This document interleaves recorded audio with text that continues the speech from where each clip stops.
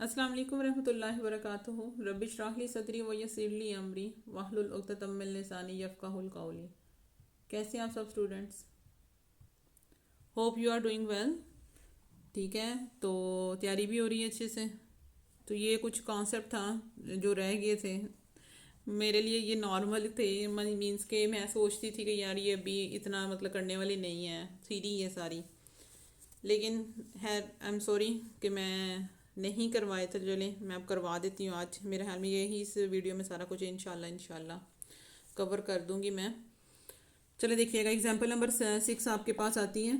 इसमें आपको कहते हैं कि अक्रूवल बेसिस और मैचिंग कॉन्सेप्ट आपने इस पर अप्लाई करना है और अकाउंटिंग ट्रीटमेंट को ज़रा डिस्कस करना है। इतना कोई मुश्किल नहीं है। काशिफ ला फर्म जो है, इसने अपनी सर्विस कंप्लीट की दिसंबर में, और लेकिन क्लाइंट ने उसको जनवरी में पे किया है। स्टूडेंट्स देखें, दिसंबर में उसका अपना काम मुकम्मल कर चुका है, लेकिन जनवरी में जाके उसको पेमेंट मिल रही है। यानी कि उसका रेवेन्यू जो है वो अपना रेवेन्यू जो है वो किस तरह कब बुक करें। बात आती है रेवेन्यू की। रेवेन्यू कब बुक करें? दिसंबर में बुक करें, जनवरी में बुक करें? तो स्टूडेंट्स एक बात ध्यान में रखनी है कि वो रेवेन्यू जो है वो दिसंबर में बुक करेगा। ठीक है, क्योंकि उसने सर्विस अपनी कब दी है? दिसंबर में दी है, दिसंबर से रिलेटेड है, तो दिसंबर में ही ये रेवेन्यू बुक करे होगा। भले ये इसको पेमेंट जो है कब मिल रही है? जनवरी में मिल रही है। ठीक है, तो हम इसको रिकॉर्ड कब करेंगे? दिसंबर में रिकॉर्ड करेंगे। नेक्स्ट टॉपिक आता है, एक कंपनी प्रिपेयर करती है अपनी फाइनेंशियल स्टेटमेंट 31 दिसंबर को। उसने अपने गुड सेल की हैं 50,000 के 6 दिसंबर को, और उसको पेमेंट जो है नहीं मिली, और 15 फरवरी तक उसको पेमेंट नहीं मिल रही। फिर देखें क्या कॉन्सेप्ट आपके पास। 6 दिसंबर आई, 6 दिसंबर को कंपनी ने सेल की हैं, गुड सेल की हैं 50,000 की। 50,000 की उसने गुड सेल की हैं, और गुड सेल करने के बाद और उसको पेमेंट जो है फिर 15 फरवरी तक भी उसको रिसीव नहीं हो रही। तो हम इसका क्या करना चाहिए? तो मैं अभी आपको बता के आई हूँ कि हमें इसको ये करना चाहिए कि आप इसका रेवेन्यू आपके पास जो बुक हो रहा है, आप इसका रेवेन्यू जो है अपने दिसंबर रिकॉर्ड में ही बुक करेंगे। ठीक है, ये देखें, दिसंबर 2025 में आप अपना रेवेन्यू जो है वो रिकॉर्ड कर लेंगे। ये ध्यान में रखिएगा, क्योंकि आपकी ये जो सर्विस है, ये जो आपने सेल की है, ये किससे रिलेट कर रही है? दिसंबर से रिलेटेड है, ऐसा है। तो आप अपने इस रेवेन्यू को दिसंबर में ही रिकॉर्ड करेंगे। मेरी बात समझ में आ गई है कि आप इसको कब रिकॉर्ड करेंगे? बेशक आपको क्या है, पेमेंट आपको फरवरी में जाके मिल रही है, इसके बाद मिल रही है, नेक्स्ट टाइम पीरियड में मिल रही है, लेकिन अकाउंटिंग पीरियड कौन सा है? 2025 आप जो है वो चल रहा है आपका। तो अकाउंटिंग 2025 की ये सेल हुई है, तो आप 2025 में ही इसको बुक करेंगे। Is that clear? Next topic आपके पास आते हैं, कंपनी है, उसने बिजनेस स्टार्ट किया 1 सितंबर 2025 में, और उसने एक ऑफिस जो है वो एक्वायर किया है, और उसका रेंट उसने एडवांस में पे किया, जो कि कहाँ कब तक जाता है? 31 अगस्त 2026 तक जा रहा है।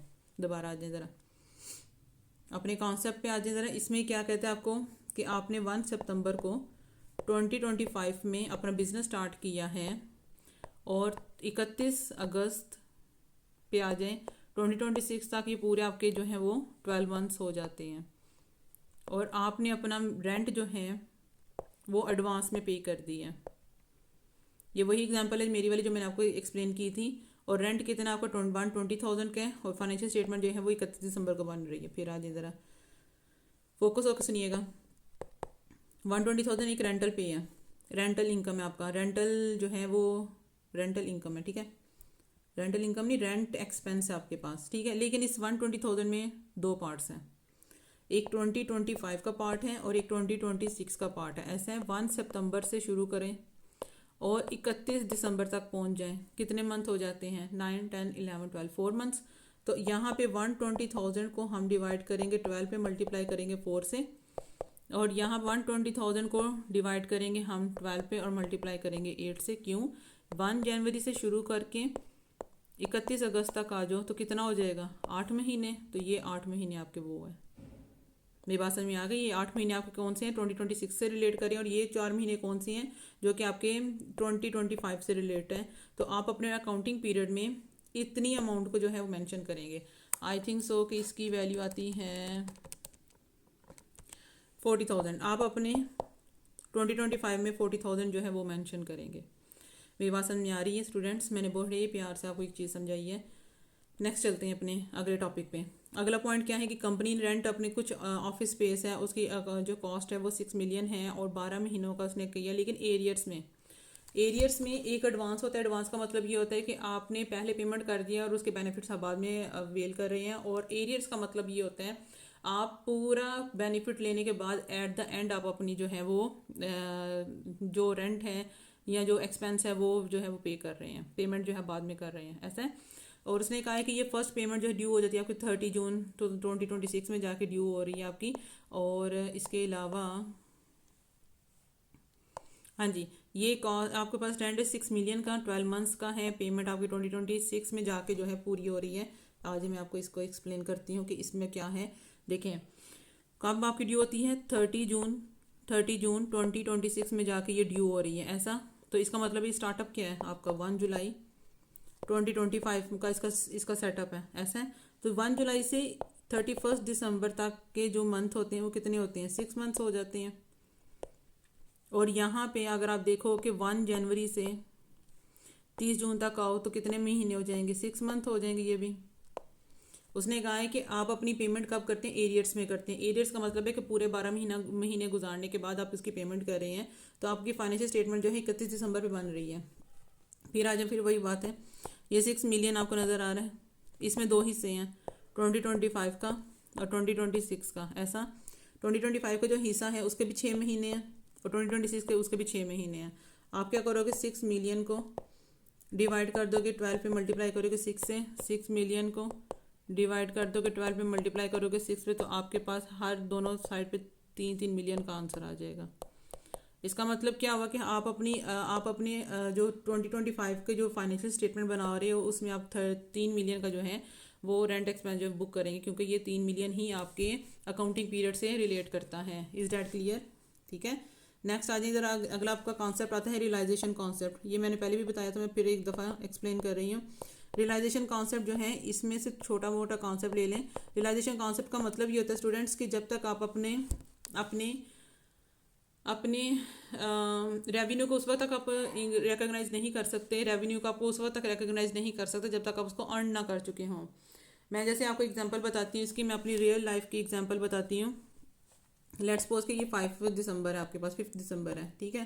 5 दिसंबर में अगर मुझे स्टूडेंट जो है वो 5000 अपनी फ़ीस पे कर रहे हैं, मैं अपनी इस रेवेन्यू को उस वक्त तक बुक नहीं कर सकती जब तक मैं पूरे महीने उनकी सर्विस जो है मैं अपनी सर्विस अपनी कंप्लीट नहीं करूँगी। और मेरी सर्विस क्या है कि मैं अब 1 दिसंबर से स्टार्ट लेके मैं 31 दिसंबर तक, मैं 1 दिसंबर से स्टार्ट लेके 31 दिसंबर तक मैं क्या कर रही हूँ, मैं उनको पढ़ाऊँ, ठीक है।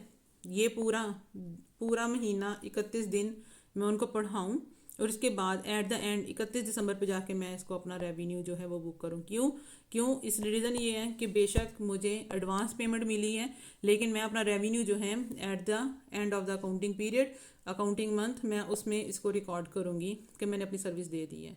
जब तक आप अपनी सर्विस, अपनी परफॉर्मेंस ऑब्लिगेशन कंप्लीट नहीं करेंगे, आप रेवेन्यू बुक नहीं कर सकते। मेरी बात समझ में आ रही है? मीन्स कि जैसे ये शॉप है, ठीक है। शॉप वाले को हम क्या करते हैं, हम पहले ही एडवांस पेमेंट कर देते हैं। समटाइम हम एडवांस पेमेंट का केस पहले पढ़ते हैं, हम उसको एडवांस पेमेंट करते हैं, उसके बाद जो है वो हमें चंद दिन के बाद या चंद घंटे के बाद वो हमें गुड्स जो है वो डिलीवर करते हैं। जब वो गुड्स डिलीवर कर दे ना, जब वो शॉप वाला गुड्स हमें डिलीवर कर दें, अपनी परफॉर्मेंस ऑब्लिगेशन कंप्लीट कर दें, फिर वो अपने रेवेन्यू को बुक करने का हक रखता है, ठीक है। अकॉर्डिंग टू द IFRS 15 जब आप मज़ीद आगे आओगे ना इंशाल्लाह कैफ में, तो आप ये IFRS 15 पढ़ोगे जो कि टोटली रेवेन्यू पे बेस करता है। वो कहते हैं आप रेवेन्यू उस वक्त तक बुक रिकॉग्नाइज नहीं कर सकते अपने फाइनेंशियल स्टेटमेंट में जब तक आप उसको अर्न ना कर चुके हों। और अर्न का मतलब क्या है कि आपको बेशक पेमेंट पहले मिल रही है, आप जब तक अपनी गुड्स डिलीवर नहीं करेंगे आप उस रेवेन्यू को जो है वो रिकॉर्ड नहीं कर सकते। और अगर आपने गुड्स पहले डिलीवर कर दी हैं और रेवेन्यू बाद में रिकॉग्नाइज कर रहे हैं, क्या कर रहे हैं बाद में, यानी गुड्स पहले डिलीवर कर रही है, पेमेंट आपको बाद में मिल रही है। फिर देखिएगा, ये मैंने एडवांस का केस समझाया, अब मैं आपको एरियर का केस समझाती हूँ। एरियर के केस में आपको क्या मिलता है, कैश आपको बाद में मिलता है, कैश आपको बाद में मिलता है। गुड्स आप पहले डिलीवर कर आए हो, जैसे हमने ऊपर एग्जांपल्स पढ़ी हैं, गुड्स आप पहले डिलीवर कर आए हैं, ठीक है, और पेमेंट आपको बाद में मिल रही है। तो जब आपने गुड्स अपने क्या किए हैं, डिलीवर कर दी हैं और पेमेंट आपको बाद में मिली है, लेकिन आप जब आप गुड्स डिलीवर कर चुके हैं आप अपना रेवेन्यू जो है वो बुक कर सकते हैं। क्यों? बेशक पेमेंट आपको बाद में मिले, लेकिन गुड्स आप अपनी परफॉर्मेंस ऑब्लिगेशन क्लियर कर दी है, लेकिन पेमेंट आपकी बेशक बाद में लेट है, वो मैटर नहीं करती। मैटर ये करती है कि आप जब तक अपनी परफॉर्मेंस ऑब्लिगेशन बुक नहीं कर लेंगे, जैसे मैं कह रही हूँ कि अगर मैंने पूरा 1 महीना सर्विस सारी दे दी है, मुझे फीस नहीं मिली, कोई भी रीज़न हो, ठीक है, मुझे फीस अगर नहीं मिली तो मुझे उसकी वो अकाउंटिंग मंथ के बाद मुझे मिल रही है, लेकिन मैं उस फीस को उसी मंथ में ही रिकॉर्ड कर लूँगी। क्यों? मैंने अपनी तरफ से अपना काम मुकम्मल कर लिया है। जब मैं अपना काम मुकम्मल कर चुकी हूँ ना, मेरा काम है कि मैं अपना रेवेन्यू बुक कर लूँ। लेकिन अगर मुझे एडवांस का केस मिल रहा है, एडवांस में मुझे मिल रही है, मैं उस वक्त तक बुक नहीं करूँगी जब तक मैं अपनी सर्विस जो है पूरी नहीं कर लूँगी। रेवेन्यू आप उस वक्त तक रिकॉग्नाइज नहीं कर सकते जब तक आप अपनी परफॉर्मेंस ऑब्लिगेशन कंप्लीट नहीं करेंगे। Is that clear? ये मैंने पूरी आपको वो जो है ना अकाउंट स्टैंडर्ड के वो वर्ड्स आपको एक्सप्लेन किए हैं, ठीक है। नेक्स्ट आ जाए, आपके पास आता है प्रूडेंस कॉन्सेप्ट। प्रूडेंस कॉन्सेप्ट का स्टूडेंट मतलब ये होता है कि जब एक कंपनी है ना, मैं पहले इधर लिख देती हूँ आपको, प्रूडेंस ये प्रूडेंस कॉन्सेप्ट है, ठीक है। प्रूडेंस कॉन्सेप्ट का स्टूडेंट्स आपको ये कहता है कि आप एक कंपनी है ना, एक कंपनी के लिए एक होता है एसेट्स, ठीक है, और एक होता है इनकम। इसके लिए कंपनी के लिए बहुत आसान है इसको ओवरस्टेट करवा देना। मीन्स कि अगर आपके रेवेन्यू, सपोज करें आपका रेवेन्यू आपके अकाउंटिंग पीरियड से रिलेट नहीं करता, आपने पकड़ के उसको अपने अकाउंटिंग पीरियड में रिकॉर्ड कर दिया है, तो इसका मतलब क्या हुआ? इसका मतलब ये हुआ कि आपने अपने रेवेन्यू को ओवरस्टेट कर दिया। अब आपकी एक एक्सपेंस है, आपने बिल पे करना है, रेंट पे करना है, और आपने क्या किया, आपका भी पे होने वाला है, आपने इस मंथ का इस अकाउंटिंग पीरियड का यानी 2025 का आपका बिल है, 2025 का आपका बिल है, लेकिन आपने पे नहीं किया। होना तो इसी में चाहिए था, लेकिन आपने पे नहीं किया। आपने कहा चलो मैं एक्सपेंस जो है वो जब पे करूँगा मैं उस वक्त रिकॉर्ड करूँगा। तो इससे आपने क्या किया? इससे आपने ये किया, अपने एक्सपेंस को जो है वो अंडरस्टेट कर दिया। तो प्रूडेंस कॉन्सेप्ट कहता है कि आपने एसेट्स और इनकम को ओवरस्टेट नहीं करना और एक्सपेंस और लायबिलिटीज़ को अंडरस्टेट नहीं करना। यानी जिस अकाउंटिंग पीरियड की बात है, आप उसी अकाउंटिंग पीरियड में इसको रिकॉर्ड करोगे। कंपनी के लिए बहुत आसान है एसेट्स को, इनकम को ओवरस्टेट करवाना और अपने एक्सपेंसेस और लायबिलिटीज़ को अंडरस्टेट करवाना। आसान भी है और उनके लिए बेनिफिट भी है। तो प्रूडेंस कॉन्सेप्ट आपको ये कहता है कि ऐसी गलती आपने नहीं करनी, एसेट्स और इनकम को आपने ओवरस्टेट नहीं होने देना, ठीक है। जैसे मैं आपको एग्जांपल बताई है कि अगर आपका क्या आ रहा है जी, रेवेन्यू है, तो अभी आपने गुड्स डिलीवर नहीं किए, पेमेंट आपके पास आई हुई है, तो आपने कहा चलो मैं इसको रिकॉर्ड कर देता हूँ, वो गलत है, ठीक है। उस पर आपको जो है IFRS 15 आपको मना कर रहा है कि आप रेवेन्यू रिकॉर्ड नहीं कर सकते।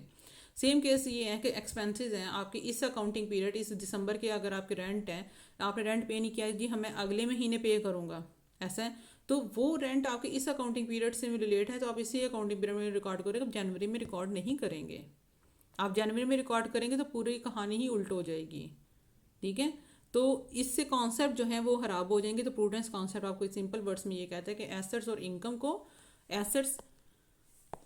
इनकम को ओवरस्टेट नहीं करना और एक्सपेंस और लाइबिलिटीज़ को अंडरस्टेट नहीं करना आपने। अब चलते हैं अपने एक एग्जांपल पे। एग्जांपल आप क्या कहती हैं? एग्जांपल 7 आपके पास रिसीवेबल आपको देखो 10 मिलियन के आए हुए हैं।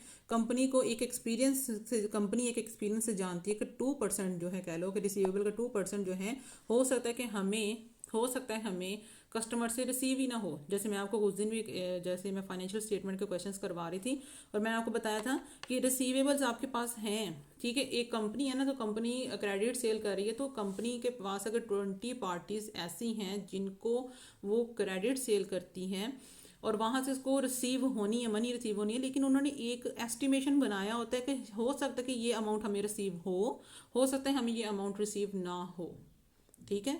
उसमें एक समझ लें कि कन्फ्यूजन होती है, एक एस्टिमेशन होता है। तो यहाँ पे भी एक एग्जांपल आपका यही है कि आपके पास एक रिसीवेबल्स है, कंपनी के एक रिसीवेबल्स हैं 10 मिलियन के, कंपनी के रिसीवेबल्स कितने 10 मिलियन के, और उसका एक्सपीरियंस है 2% जो है, तो हमें तो रिसीव हो ही नहीं ना सकती, हो सकता है कि हो जाए और हो सकता है हमें ना हो। तो आपका काम क्या है कि आप इसको according to the prudence concept आप इसका अकाउंटिंग ट्रीटमेंट जो है वो शो। अगर हम इस, मैं एक चीज़ बता रही हूँ, अगर हम इस रिसीवेबल को, ट्रेड रिसीवेबल भी एक क्या है, आपके एसेट्स हैं, ऐसे ये ट्रेड रिसीवेबल्स को अगर हम 10 मिलियन हैं और मैं अपने फाइनेंशियल स्टेटमेंट में इस 10 मिलियन को रिकॉर्ड करूँगी तो मैंने अपने रिसीवेबल ओवर स्टेट कर दिए हैं। मैंने तो एस्टिमेशन बुक ही नहीं किया, मैंने अलाउंस फॉर डाउटफुल डेट्स मैंने बुक ही नहीं किया, जो कि करना बनता है। मेरी बात समझ में आ रही है? तो इसको हम रिकॉर्ड करेंगे, हम क्या कहेंगे, अलाउंस फॉर डाउटफुल डेट्स आपका काम है इसको रिकॉर्ड करना, ताकि आपको अलाउंस फॉर डाउटफुल डेट्स ये हर कंपनी जो है वो रिकॉर्ड करती है। तो आप इसको क्या करोगे, 10 मिलियन पकड़ोगे, उस पर 2% लगा दो, ठीक है, तो आपके पास आ जाएगा 2 लाख। ये अलाउंस फॉर डाउटफुल डेट्स जो है ये आप बुक करेंगे अपने P&L में, समझ आ रही है।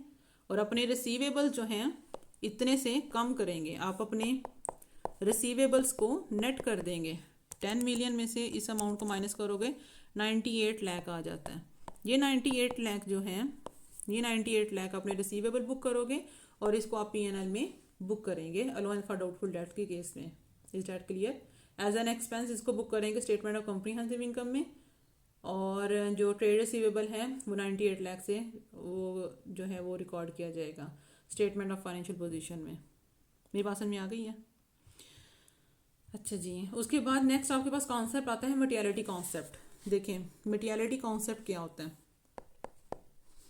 मटेरियलिटी का मतलब ही नाम से ही शो हो रहा है, मटेरियलिटी, मटेरियलिटी का मतलब मटेरियल है, मटेरियल है। एक चीज़ बताती हूँ आपको, इसको कॉन्सेप्ट को समझने से पहले एक चीज़ बताती हूँ आपको। देखें अगर मैं टू टू टू जो है वो 10,000 टाइम लिखूंगी ना, देखिएगा इसमें क्या है, हमारे पास मटेरियलिटी कॉन्सेप्ट है। मटेरियलिटी कॉन्सेप्ट का मतलब ये है कि एक चीज़ का मटेरियल हो जाना, ठीक है। एक तो अमाउंट ये दी जाती है जी, 1 लाख मैंने इधर लिख दूँ तो ये अमाउंट आपके लिए बहुत ज़्यादा मतलब मटेरियल होगी, ठीक है।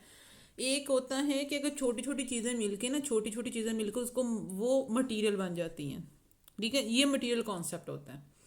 यानी एक ऐसा ऐसा आइटम या एक ऐसी जो इंफॉर्मेशन, उस इंफॉर्मेशन को हम मटेरियल बोलेंगे जो इंफॉर्मेशन या तो हमारे हाथों से रुक गई हो, मतलब हमने रिकॉर्ड करनी थी ओमिट हो गई, भूल गए हैं हम, मिसस्टेट हो गया, लिखना था हमने 5 लाख लिख दिया हमने 5 मिलियन, 1 0 इजाफा कर दिया।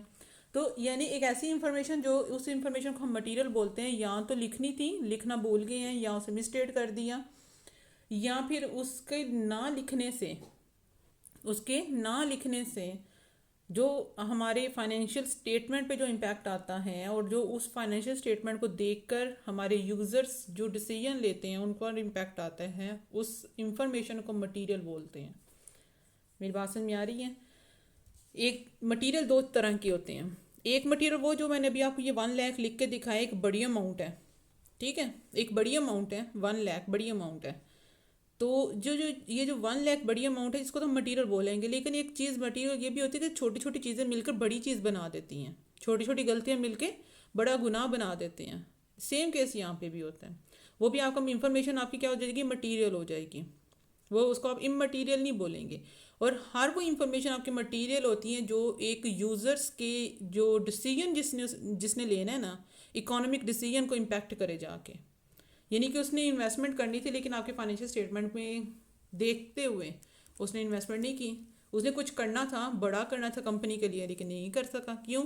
आपकी जो इंफॉर्मेशन जा रही है वो गलत हो गई, मिसस्टेट हो गई है, या आपने जो करना था डाल लिखनी थी वो आपने नहीं लिख सके, ओमिट कर दिया है। उस स्टेटमेंट को हम बोलते हैं मटेरियलिटी। मटेरियलिटी मटेरियलिटी जिसका मटेरियल इम्पैक्ट होता है फाइनेंशियल स्टेटमेंट पे, और उसकी वजह से यूजर्स का डिसीजन इम्पैक्ट करता है, उसे हम मटेरियल कहते हैं। और कुछ एरर ऐसे होते हैं जिसका जिसका कुछ एरर्स ऐसे होते हैं जैसे कि 50,000 5,000 का एरर आ जाना, 20,000 का एरर आ जाना, मिलियन की कंपनी ये चल रही है और 20,000 का एरर बीच में आ गया है, तो वो हमारे लिए इमटीरियल होता है, वो कंपनी के लिए भी इमटीरियल होता है।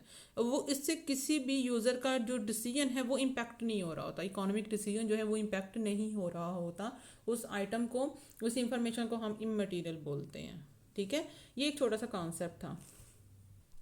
अच्छा, ये जो कॉन्सेप्ट्स है ना, ये मैं आपको रीडिंग करवा रही हूँ, साथ साथ मैं एक्सप्लेन कर रही हूँ ताकि आपकी कन्फ्यूजन सारी जो है वो ख़त्म हो जाए, ठीक है। जी स्टूडेंट्स, ये हमारा कॉन्सेप्ट, अगला कॉन्सेप्ट आता है जिसे हम कहते हैं मनी मेजरमेंट कॉन्सेप्ट आपके पास। ठीक है, मनी मेजरमेंट कॉन्सेप्ट का मतलब ही नाम से जाहिर हो रहा है कि एक ऐसा कॉन्सेप्ट है जिसमें आप मनी मनी को मेजर करेंगे। ठीक है, यानी मनी मेजरमेंट कॉन्सेप्ट का वो एक अकाउंटिंग प्रिंसिपल है कि अपने बिजनेस से ये रिक्वायर करता है कि अपनी उन ट्रांजेक्शन्स को रिकॉर्ड करना जिसमें आप अपनी मनी को क्वान्टिफाई कर सको। और it is also known as the measurability concept. मैं इसकी एग्जांपल आपको देती हूँ। लेट्स सपोज की कंपनी है, कंपनी अपनी सेल्स कर रही होती हैं, कंपनी अपनी सेल्स कर रही होती हैं, तो कंपनी ने लेट्स सपोज की 1 लाख की अगर उसने सेल्स की हैं, तो इसको हम मेजर कर सकते हैं। ये मैं 1 लाख क्यों बोल रही हूँ, क्योंकि मैं इसको मेजर कर सकती हूँ।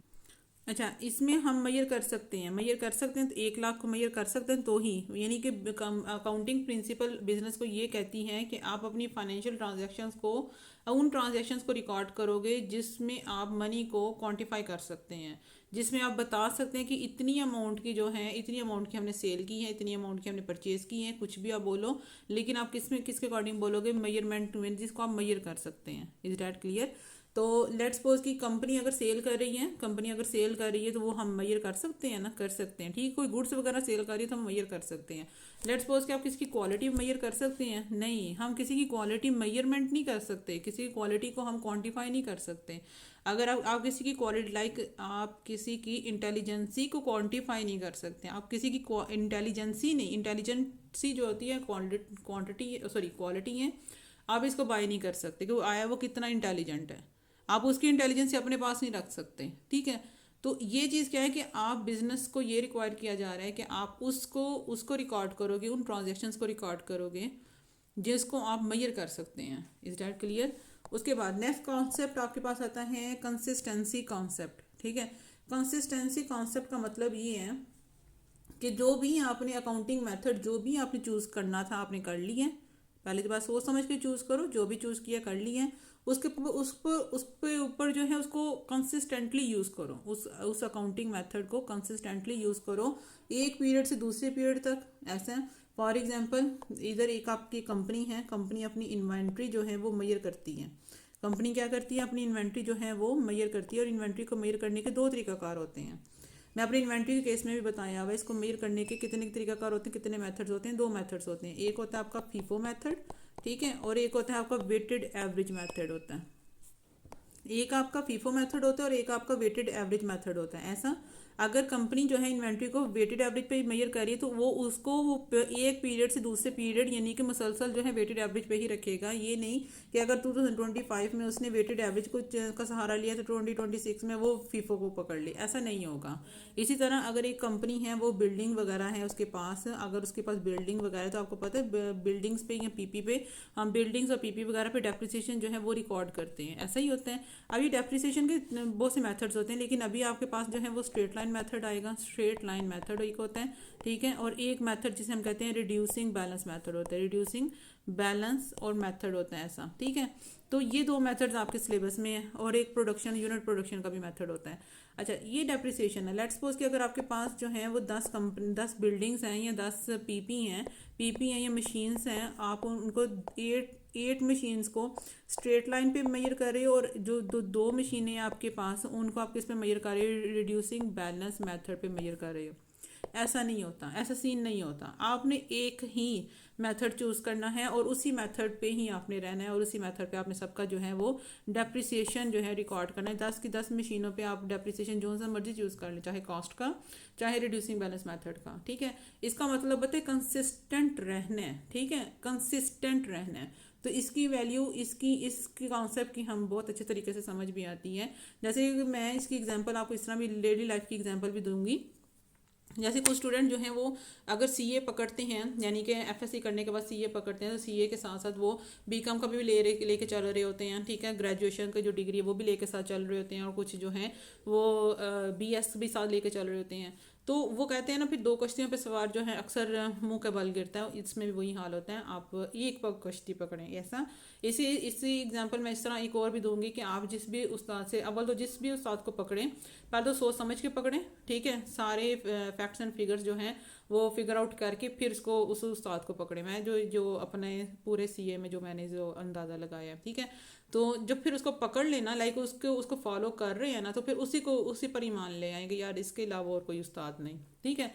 तो उस्ताद के बारे में मैं आपसे यही रिक्वेस्ट करूँगी कि उस्ताद जो भी हैं जैसा भी है उस पर उंगली नहीं उठानी। अगर तो आप अपनी ज़िंदगी में कामयाबी चाहते हैं तो किसी भी उस्ताद के बारे में उंगली नहीं उठानी कि ये सही नहीं पढ़ा रहा, ये इस तरह का है, ये इस तरह का है। उसकी पर्सनल लाइफ को डिस्कस नहीं करना, उसकी प्रोफेशनल लाइफ, उसका आपके साथ क्या लिंक है उसको जज करें, ठीक है। तो ये होते हैं कंसिस्टेंसी। तो बाकी कंसिस्टेंस कॉन्सेप्ट आपको क्लियर हो गया। जी स्टूडेंट्स, नेक्स्ट कॉन्सेप्ट आपके पास आता है गोइंग कंसर्न का, ठीक है। गोइंग कंसर्न का मतलब क्या होता है कि हम एक एस्टिमेशन करके एक कॉन्सेप्ट है, ठीक है। गोइंग कंसर्न का मतलब ये होता है कि एक एंटिटी क्या आगे, एक एंटिटी, एक कंपनी क्या आगे आने वाले 12 मंथ चल सकती है या नहीं चल सकती।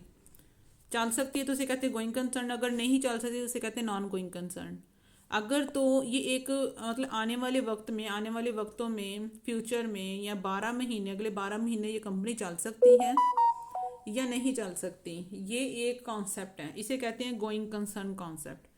दिस मीन्स दैट के financial statement are prepare on the assumption that the entity will continue to operate for the foreseeable future and does not intend to go nor will be forced into liquidation, यानी कि अगले 12 महीने चल सकती हैं और ये लिक्विडेट नहीं होगी और ये स्टॉप नहीं हो रही, ये बंद नहीं कर रही, ये कुछ नहीं कर रही, यानी कि ये अगले 12 महीने चलेगी, उसे कहते हैं गोइंग कंसर्न कॉन्सेप्ट।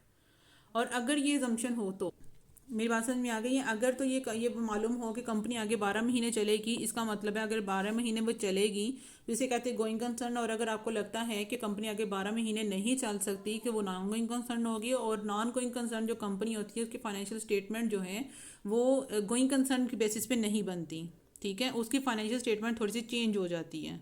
अगर एक कंपनी आपको लाइक लेट्स सपोज कि आपकी एक शॉप है और आपको लगता है कि आप अगले जो है वो आगे आने वाले वक्त में ही अगले साल जो है इसको चला के रखेंगे, तो फिर तो ठीक है, कोई बात नहीं, फाइनेंशियल स्टेटमेंट आपकी बेस्ट जा रही है। लेकिन अगर आपको लगता है कि आप उसको नहीं चला के रखना, नहीं आगे अगले साल आप इसको वाइंड अप कर देना है, ख़त्म कर देना है, इसको स्टॉप कर देना है, तो आप उसकी फाइनेंशियल स्टेटमेंट जो है वो उसको लिक्विडेट बेसिस पे बनाएंगे, ठीक है। उसके एसेट्स, उसकी लाइबिलिटीज टोटली उनकी वैल्यू जो है उस पर इम्पैक्ट करे, उस पर इम्पैक्ट आएगा, चेंज हो जाएंगी। जैसे कि इन दिस अजम्पशन अफेक्ट करता है value of assets liability of entity as report in the financial statement. If entity business entity is not going concern, अगर वो अगले 12 महीने नहीं चलेगी, अगर एक कंपनी जो है अगले 12 महीने नहीं चलेगी तो is about to be close and liquidate, यानी कि अगले 12 महीने वो क्लोज हो जाएगी और लिक्विडेट भी हो जाएगी, खत्म हो जाएगी, तो उसकी वैल्यू, उसके एसेट्स की value would be their estimated value in the liquidation process पे ही उसकी बनाई जाएगी। सिंपल वर्ड्स में मैं आपको एक चीज़ बता रही हूँ कि अगर आपको पता चल जाए कि एक कंपनी जो है अगले 12 महीने चलेगी तो उसको कह दो कि गोइंग कंसर्न है, और अगर एक कंपनी अगले 12 महीने नहीं चलेगी, फोर्सेबल फ्यूचर में नहीं चलेगी, तो आप इसको बोलोगे नॉन गोइंग कंसर्न है। तो ये कॉन्सेप्ट है इसका, ठीक है। जी स्टूडेंट्स, अब आगे आपके पास आता है substance over form. Substance over form का मतलब क्या होता है कि फाइनेंशियल स्टेटमेंट रिफ्लेक्ट करनी चाहिए आपकी ट्रांजैक्शन, हर वो ट्रांजैक्शन जो कि जिसकी इकोनॉमिक रियलिटी को रिफ्लेक्ट करना चाहिए, ठीक है। कोई भी ट्रांजैक्शन आप कर रहे हैं आप उसकी इकोनॉमिक रियलिटी को मेंशन करेंगे, ना कि आप उसके लीगल फॉर्म को। लीगल फॉर्म और ये रियलिटी, इकोनॉमिक रियलिटी में डिफरेंस क्या है, देखें। इसको आप ये कह सकते हैं कि हर वो चीज़, एक एक चीज़ है मेरे पास, लाइक लेट्स सपोज कि एक मशीन है मेरे पास, मेरा कोई बिजनेस चल रहा है और मेरे पास एक मशीन है। आप आते हैं, आपको वो मशीन की ज़रूरत है। लेट्स सपोज कि ये जो मशीन मेरे पास है उसकी जो लाइफ है, यूज़फुल लाइफ है, वो 10 ईयर्स है, ऐसे ही है। उसकी लाइफ कितनी है? 10 ईयर्स है। आप मेरे पास आते हैं, आप मुझे कहते हैं कि जी हमें एक ये वाली मशीन जो है वो रेंट पे चाहिए, ठीक। तो कितने सालों के लिए चाहिए? जी आपको भी जो है वो चाहिए 10 सालों के लिए। आप भी उसको ले जाते हैं अपने पास, इस्तेमाल करते हैं 10 ईयर्स के लिए, ठीक है ये मेरी मशीन। लीगली इस पे नाम किसका है? मेरा नाम है। लीगली फॉर्म किसके पास है? मेरे पास है। लेकिन मुझे ज़रूरत नहीं है, मेरा बिजनेस चल रहा है। मेरा बिजनेस ऐसा है कि मैं मशीनें रखी हुई हैं, मेरा काम है उन मशीन्स को रेंट पे देना। आप लोग आते हैं, आप आके हम मुझसे वो मशीन्स लेके जाते हैं, उसको इस्तेमाल करते हैं। एक पर्सन आते हैं, कस्टमर आते हैं, वो कहते हैं मुझे ये मशीन जो है रेंट पे दे दें, लीज पे दे दें। तो उसके लिए क्या किया जाएगा? 10 ईयर्स के लिए लेके जाते हैं। जो उसकी लाइफ है, यूज़फुल लाइफ है, वो ही उसकी जो है लीज लाइफ हो जाएगी, ठीक है। तो वो ही सारा इस्तेमाल करेगा। तो इसका मतलब क्या है कि मैं, बेशक वो चीज़ मेरी है, बेशक वो चीज़ मेरी है, लीगली फॉर्म मेरे पास है, लेकिन उसको 10 साल के लिए कौन इस्तेमाल कर रहा है? आप लोग कर रहे हैं। इट मीन्स कि उसका सब्सटेंस ओवर फॉर्म किसके पास है? आपके पास है। उस मशीन को कौन हैंडल करके बैठा हुआ है? आप कर कंट्रोल करके बैठे हुए हैं, आपके पास है, आप उसको यूज़ कर रहे हैं, आप उससे बेनिफिट ले रहे हैं। पूरे 10 सालों का बेनिफिट आपने ले लिया, मैंने तो कुछ नहीं किया। मैं क्या करूँगी, मैं आपसे सिर्फ उसका रेंटल इनकम जो है वो चार्ज करूँगी, रेंटल इनकम चार्ज करूँगी। ठीक है, 10 साल यूज़ करने के बाद ये मशीन दोबारा मेरे पास आ जाएगी। बस यही एंड पे, एट द एंड यही हो सकता है। इसलिए इसे कहते हैं कि आप अपने फाइनेंशियल स्टेटमेंट में, आप अपनी फाइनेंशियल स्टेटमेंट में हर वो ट्रांजैक्शन जो है अपने रिफ्लेक्ट करेंगे जो कि आपकी ट्रांजैक्शन इकोनॉमिक रियलिटी के बेस पे हो, ना कि लीगल फॉर्म पे। ठीक है, तो to provide a faithful representation, आप जब कर रहे हैं तो financial information must account for the transaction, वो अकाउंट फॉर करें, ऐसी ट्रांजैक्शन को अकाउंट फॉर करें। Other event in a way that their reflect their substance and the economic reality, यानी उसकी एक सब्सटेंस और उसकी इकोनॉमिक रियलिटी भी मेंशन करें, rather than their legal form, ना कि उसकी लीगल फॉर्म मेंशन करें। If there is a difference between the economic substance and legal form, तो financial information should represent this economic substance. Economics, ये substance over form के मैंने जो basic example थी वो मैंने आपको क्लियर कर दिया है कि अगर एक मशीन मेरे पास है, मेरा बिजनेस है कि उसको मशीन्स को रेंट पे देना, और आप लोग आते हैं, आप कहते हैं कि हमें एक मशीन चाहिए, ठीक है, और आप उसकी फुल लाइफ, यूजफुल लाइफ सारी की सारी आप ही लोग यूज़ करते हैं। इट मीन्स कि मेरे हाथ में वो कुछ भी नहीं आ रहा, ठीक है, सिवाय इसके कि आप जो है मुझे रेंट जो है वो पे करेंगे उस मशीन का, तो आपकी तरफ वो क्या बुक हो जाएगा? रेंट एक्सपेंस बुक कर लेंगे आप, ना कि आप एसेट एसेट आप बुक नहीं कर सकते। ठीक है, आप जब आगे मजीद FAR 2 को, जिसे आप कॉर्पोरेट लॉ, कॉर्पोरेट रिपोर्टिंग कहते हैं, जब उसमें आएंगे तो आपको पता चलेगा, लीज का एक टॉपिक पढ़ेंगे। ठीक है, वहाँ पे मशीन्स और वगैरह इस तरह की मशीन्स वगैरह जो है वो रेंट पे दी जाती है, लीज पे दी जाती हैं, तो उसमें आप सब्सटेंस ओवर फॉर्म वगैरह भी जो है इसको स्टडी करेंगे। अच्छा, इसमें आपके पास क्या है नेक्स्ट एग्जांपल, एग्जांपल नंबर 8 क्या है? एग्जांपल नंबर 8 कहते हैं कि alpha rent लीजेस an asset from beta, एक बीटा एक बिजनेस है और अल्फा जाता है उसके पास से, कहता है कि मुझे रेंट पे एक एसेट चाहिए, एसेट की एक्सपेक्टेड यूजफुल लाइफ 10 ईयर्स है, उसके बाद वो एक स्क्रैप हो जाती है। अल्फा का एक कॉन्ट्रैक्ट होता है, टू यूज़ करेगा एसेट को, 10 सालों के लिए उसको इस्तेमाल करेगा। आप इस अरेंजमेंट को एनालाइज करें और अपनी सब्सटेंस ओवर फॉर्म के फॉर्म में इसको एनालाइज करें। सब्सटेंस ओवर फॉर्म के फॉर्म इस तरह इसको एनालाइज करना है। देखें, ये वाली अरेंजमेंट आपको इसमें ये बताती है कि अल्फा जो है, अल्फा का काम क्या होगा? अल्फा का काम सिर्फ ये होगा कि वो अपना रेंट एक्सपेंस जो है वो रिकॉर्ड करेगा, क्योंकि उसके पास ये यानी कि एलिजिबिलिटी नहीं है। ठीक है, बेशक वो 10 साल के लिए ही, मशीन की लाइफ अगर 10 साल है तो वो 10 साल के लिए ही यूज़ कर रहा है, 10 साल के लिए ही यूज़ कर रहा है। तो अब उसके पास उसको ऑन किया हुआ है, उसने उसको कंट्रोल किया हुआ है, उसने उसको बेनिफिट उससे ले रहा है, सारा कुछ कर रहा है, लेकिन उसके बावजूद उसके पास क्या है? उसके पास इकोनॉमिक यूज़फुल लाइफ है, उसके पास। इसका काम क्या है? अल्फ़ा का काम क्या है? अल्फ़ा का काम ये है स्टूडेंट्स कि वो इस रेंट एक्सपेंस को अपने पास रिकॉर्ड करेगा। ठीक है, वो एसेट को अपने पास रिकॉर्ड नहीं करेगा। उसके बाद तो मैंने आपको ये क्लियर बता दिया है कि अल्फ़ा अपने पास क्या करेगा? एक्सपेंस रिकॉर्ड करेगा और उसको लीज के तौर पर लेके चलेगा। ठीक है, ये मैंने आपको बताया ना कि जब आप लीजेस के टॉपिक में जाएंगे तो आपको क्लियर समझ आएगी इस चीज़ की भी। अभी भी मैंने आपको बता दिया कि सब्सटेंस ओवर फॉर्म का मतलब ये होता है कि एक ऐसा सब्सटेंस जिसको ओन मेरी चीज़ है, मेरे पास है, लेकिन उसके बेनिफिट आप यूज़ करेंगे, आप उससे बेनिफिट लेंगे और बदले में आप मुझे जो देंगे वो होगा रेंटल इनकम होगा। ठीक है, मैं उसको रेंटल इनकम को रिकॉर्ड करूँगी और एट द एंड मुझे वो एसेट मिल जाएगा। और रेंटल इनकम सिर्फ इस तरह नहीं होगा, रेंटल इनकम इस तरह नहीं होगा, रेंटल यानी कि ये जो रेंटल इनकम आपको मिल रहा होता है ये उस एसेट की पूरी कीमत जो है मैं उससे वसूल कर लूँगी आपसे। लाइक 10 साल के लिए आप लेकर जा रहे हैं ना, 10 साल के लिए आप लेकर जा रहे हैं, आप मुसलसल मुझे रेंटल इनकम पे करते रहेंगे और इस एसेट की कॉस्ट टोटली मतलब पूरी हो जाएगी। मतलब मुझे कहीं किसी किस्म का मुझे लॉस नहीं होगा। बेशक मैं यूज़ कर रही हूँ, नहीं कर रही, मैं यूज़ नहीं कर रही, आप लोग यूज़ कर रहे हैं, लेकिन ये जो इनकम मेरे पास आ रही है इससे मेरे सारा कुछ मतलब मेरे एसेट की कॉस्ट जो है वो मुझे पूरी मिल रही होगी। Is that clear? यानी कि मुझे किसी किस्म का कोई लॉस नहीं होगा। लेकिन जो अल्फ़ा है, अल्फ़ा अपने पास इसको लीज लाइबिलिटी के तौर पर रिकॉर्ड करेगा और लीज लाइबिलिटी के तौर पर इसको अपने पास रिकॉर्ड करके रखेगा कि मैंने इसको पे करना है, इसको एसेट को मैंने वापस करना है। Is that clear? ये था आपका पास कॉन्सेप्ट था सब्सटेंस ओवर फॉर्म का। आगे देखिएगा, नेक्स्ट कॉन्सेप्ट आता है रिलायबिलिटी कॉन्सेप्ट।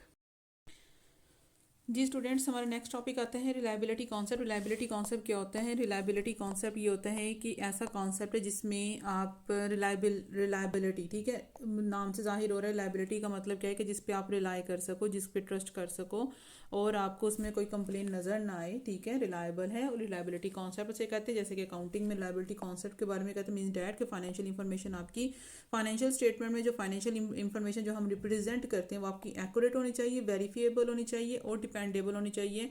और ये इंश्योर करे कि users can trust the information to faithfully represent the economic activity of the business and based on the objective evidence data receipts and bank statements essentially only transaction data can be proven should be recorded in the accounting system. देखें, इस पूरी बात का करने का मकसद ये है कि आप फाइनेंशियल स्टेटमेंट में जो भी इंफॉर्मेशन शो करवा रही हैं, फाइनेंशियल इंफॉर्मेशन जो भी शो करवा रही हैं, उसमें आपकी इंफॉर्मेशन एक्यूरेट होनी चाहिए, वेरीफिएबल, पूरी वेरीफाई करके आपने लिखना होना चाहिए, डिपेंडेबल, जिसके ऊपर आप यूज़र्स जो हैं वो डिपेंड कर सकें कि हाँ आया इसमें जो भी लिखा हुआ है वो बिल्कुल एक्यूरेट है, उसमें किसी किस्म की कोई गलती नहीं है। ये हो गया।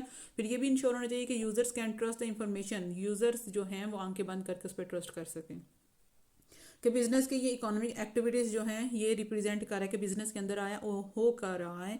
इसके अलावा उसमें एविडेंस होना चाहिए, जैसे कि रिसिप्ट्स हो गई, आपकी बैंक स्टेटमेंट हो गई। उसके बाद only transaction can be proven should B record in the accounting statement, सिर्फ अकाउंटिंग सिस्टम में ही रिकॉर्ड होने वाली ट्रांजेक्शन ही होनी चाहिए उनके बारे में, यानी कि जो आपने ट्रांजेक्शन जो है वो अपने अपनी फाइनेंशियल स्टेटमेंट में रिप्रेजेंट कर रही हैं उनके एविडेंस भी आपके पास मौजूद होने चाहिए। इसे हम कहते हैं रिलायबिलिटी कॉन्सेप्ट कहते हैं। फॉर एग्जाम्पल की लिमिटेड, ठीक है, only records transaction data are supported by receipts, invoices and bank statements ensuring that financial information is accurate and dependable. वो कहते हैं के लिमिटेड एक कंपनी है, वो सिर्फ वही ट्रांजेक्शन रिकॉर्ड करता है जिसकी उसकी रिसिप्ट्स होती हैं या इनवॉइसेस उसके पास होती हैं, बैंक स्टेटमेंट उसके पास होती हैं, ये शो करने के लिए कि फाइनेंशियल इंफॉर्मेशन जो उसने फाइनेंशियल स्टेटमेंट में इशू की है, जो शो कर रहा है वो एक्यूरेट है और डिपेंडेबल है, ठीक है। रिलायबिलिटी जो है इसे अचीव कर सकते हैं when information in the financial statement में, जब हमारी फाइनेंशियल स्टेटमेंट में इंफॉर्मेशन क्या होती है, जब हम जो फाइनेंशियल इंफॉर्मेशन है, अच्छा, फाइनेंशियल इंफॉर्मेशन में फाइनेंशियल स्टेटमेंट में जो इंफॉर्मेशन है रिप्रेजेंट करती है फेथफुली द फाइनेंशियल पोजीशन को, फाइनेंशियल परफॉर्मेंस को और cash flow of the entity. यानी कि फाइनेंशियल स्टेटमेंट में जो ये लाइबिलिटी आप कैसे अचीव कर सकते हैं, जब आप फाइनेंशियल स्टेटमेंट में जो आपने इंफॉर्मेशन शो की है वो ये रिप्रेजेंट करती है कि हमारी एंटिटी की फाइनेंशियल पोजीशन, ठीक है, वो बिल्कुल ठीक है, फाइनेंशियल परफॉर्मेंस वो सही है और कैश फ्लो जो है वो बिल्कुल फेथफुली जो है वो रिप्रेजेंट कर रही है बात को, मतलब एक्यूरेट है, उसमें कोई गलत बात नहीं है, कोई धोखा नहीं है उसमें, ठीक है। उसके बाद आपकी जो इंफॉर्मेशन है वो रिफ्लेक्ट करती है economic substance of the transaction, वही वो ऊपर जो हम बात करके हैं सब्सटेंस ओवर फॉर्म की और इसकी, यानी कि आपने इकोनॉमिक जो है वो शो करना है, लीगली बात तो इसमें शो नहीं करनी। उसके बाद अदर इवेंट्स एंड कंडीशंस, उसके अलावा not merely the legal form नहीं सिर्फ होनी चाहिए बल्कि सब्सटेंस ओवर फॉर्म भी आपके पास होनी चाहिए, यानी कि वो सब्सटेंस जो आप यूज़ कर रहे हैं तो काफ़ी लंबा अर्सा आप यूज़ करते हैं तो आप उसको अपने अपनी फाइनेंशियल स्टेटमेंट में रिप्रेजेंट करेंगे। आपकी फाइनेंशियल स्टेटमेंट में जो इन्फॉर्मेशन वो न्यूट्रल होनी चाहिए, यानी फ्री फ्रॉम बायस, यानी किसी किस्म का कोई किसी के साथ कोई लिंक नहीं होना चाहिए उसका, और प्रूडेंट होना चाहिए, यानी कि जो आपने काम किए हैं रेवेन्यू एक्सपेंसेस वगैरह जिस अकाउंटिंग इस अकाउंटिंग पीरियड से रिलेट कर रहे हैं आपने उसी में रिकॉर्ड किया है। अगर आपने प्री पेमेंट्स कर दी हैं तो आप उसको, अगर आपने एक्स्ट्रा अगले मतलब अकाउंटिंग पीरियड का नेक्स्ट अकाउंटिंग पीरियड की बात कर दी है उसमें पेमेंट कर दी तो उसको प्री पेमेंट में शो करवाओगे। और अगर आपके अभी इस मंथ इस अकाउंटिंग पीरियड की वो रहती हैं, इस अकाउंटिंग पीरियड की अगर आपके एक्सपेंसेस या रेवेन्यू रहते हैं तो आप उसको अक्रूवल्स में लिखोगे, यानी कि ये जो है ये आपका जो है प्रूडेंट कॉन्सेप्ट होता है। उसके बाद आपकी इंफॉर्मेशन जो है कंप्लीट होनी चाहिए इन ऑल रिस्पेक्ट्स में, ठीक है, हर लिहाज से आपकी इंफॉर्मेशन जो है वो कंप्लीट होनी चाहिए, कहीं पर भी कुछ भी इनकम्प्लीट चीज़ें ना हो। ये सारा कॉन्सेप्ट क्या था, रिलायबिलिटी कॉन्सेप्ट था। I hope you are this concept is clear in your mind now. जी स्टूडेंट, ये मेरा बिल्कुल बिल्कुल बिल्कुल आखिरी कॉन्सेप्ट जो है ये मेरा रनिंग पे है और इसमें आपको बताया जा रहा है कि information financial information useful financial information के क्या आपके क्वालिटेटिव कैरेक्टरिस्टिक्स होनी चाहिए। जैसे हम कहते हैं ना क्वालिटी, जैसे मैं अक्सर बोलती हूँ क्वालिटी मैटर्स करती है। मुझे बहुत से स्टूडेंट्स ये डराते हैं कि मार्केट में तो ऑलरेडी बहुत से टीचर्स अवेलेबल हैं और बहुत अच्छा ये करवा रहे हैं। मैं ये नहीं कहती कि वो अच्छा नहीं करवा रहे, वो डेफिनेटली मेरे से बहुत ज़्यादा सीनियर्स हैं, मेरे भी उस्ताद रहे हैं, लेकिन आप ऐसा नहीं कर सकते कि वो फेमस हैं तो आप कुछ नहीं कर सकते, या अगर आपके पास नॉलेज है तो आप उसको यूटिलाइज नहीं कर सकते, ऐसा तो कोई सीन नहीं है, ठीक है। हर एक के अपना अपना वे ऑफ टीचिंग होता है। तो उनका मैं यहाँ किसी का मुकाबला करने तो आई नहीं हूँ, सीधी सीधी बात है। यहाँ पे मैं सिर्फ अपना वे जो है, वे ऑफ टीचिंग, और वो बंदा कर सकता है। ठीक है, तो मुझे बहुत से इस तरह के कमेंट्स मिले थे, तो उस पर मुझे याद आ गया कि क्वालिटी मैटर्स करती है। ठीक है, तो क्वालिटी वाकई में मैटर्स करते हैं। यहाँ पे भी आपको बता रहा है कि financial information, useful financial information की क्या क्वालिटीज़ होनी चाहिए। तो सबसे पहले आज आपके पास आती है रेलिवेंस। आपके पास रेलिवेंस, आपकी यूजफुल इन्फॉर्मेशन जो है वो रेलिवेंट होनी चाहिए। ठीक है, तो इन्फॉर्मेशन रेलिवेंट होनी चाहिए। किसके हवाले से रेलिवेंट हो? यूज़र की डिसीजन। ये लाइक जाहिर है आपकी इन्फॉर्मेशन, यूज़र्स ने डिसीजन लेना है आपकी इन्फॉर्मेशन को देखते हुए, तो आपकी इन्फॉर्मेशन इररेलेवेंट होगी तो डेफिनेटली वो उसका डिसीजन लेना मुश्किल हो जाएगा। रेलिवेंट होना ज़रूरी है। ठीक है, रेलिवेंट होना उसके लिए ज़रूरी है। तो इसके लिए आपको कहते हैं कि आपकी इन्फॉर्मेशन रेलिवेंट हो सकती है, और अगर ये यूज़ की जाती है फॉर द प्रिडिक्टिव के लिए या फिर कंफर्मेटिव पर्पसेस के लिए। प्रिडिक्टिव का मतलब ये है जिसे हम कहते हैं ना, पेशेंट कोई करना अभी हुई नहीं है, कंफर्मेशन नहीं है उसमें, उसमें आपकी श्योरिटी नहीं है। ठीक है, लेकिन आप प्रिडिक्ट कर सकते हो यार कि ये काम गलत ही हो सकता है आगे, या यहाँ से इस बिजनेस या इस काम से या इस प्रोजेक्ट से हमें बेनिफिट ही बेनिफिट, प्रॉफिट ही प्रॉफिट हो सकता है। इसे हम कहते हैं प्रिडिक्शन लगाना। कंफर्मेशन का मतलब है यार ये लाजम कर लो, इसमें तुम्हारे फायदे हैं, और अगर तुम ये नहीं करोगे तो इसमें तुम्हारा नुकसान ही नुकसान है, या ये प्रोजेक्ट से तुम्हारा नुकसान ही नुकसान है, तो तुम इसको अपना फ़ायदा मत समझो। ये कंफर्मेशन के वर्ड्स होते हैं। ठीक है, तो यहाँ पे वो कहते हैं कि financial information, useful financial information characteristics में ये आता है, it has a predictive value. उसके पास प्रिडिक्टिव वैल्यू ज़रूर होनी चाहिए, जो कि अगर यूज़र इस्तेमाल करे तो वो फ्यूचर में उसको इस्तेमाल कर सके, अपने प्रिडिक्शन उससे कर सकें। हाँ, इससे ये भी हो सकता है, उससे ये भी इससे फ़ायदा हो सकता है, या फिर इससे नुकसान हो सकता है। जैसे आईटी का दौर चल रहा है, तो हर कंपनी का ये एक होता है कि हम अपनी जो है वो ग्रो करें। ठीक है, हर एक का यही होता है कि हम ग्रो की तरफ जाएं। तो वो जो अगर कोई टेक्नोलॉजी या कोई मशीनरी वो ओल्ड वर्जन हो चुकी है, तो उसको अगर एक मशीनरी है और वो आपकी जो है एक प्रोडक्ट, एक मशीन है, ठीक है, जो आप सदियों से चला रहे हैं, लेकिन आप और आजकल एक नई मशीन आ रही है। ठीक है, ये ओल्ड मशीन है। ओल्ड मशीन अगर एक प्रोडक्ट जो है वो 3 घंटे में बना रही है, ठीक है, लेकिन ये जो न्यू मशीन आई है, ये जो प्रोडक्ट बना रही है, ये जी 2 घंटे में आपका वो काम करके दे रही है, तो आप क्या करेंगे? इसको निकाल देंगे और इसको अवेल कर लेंगे।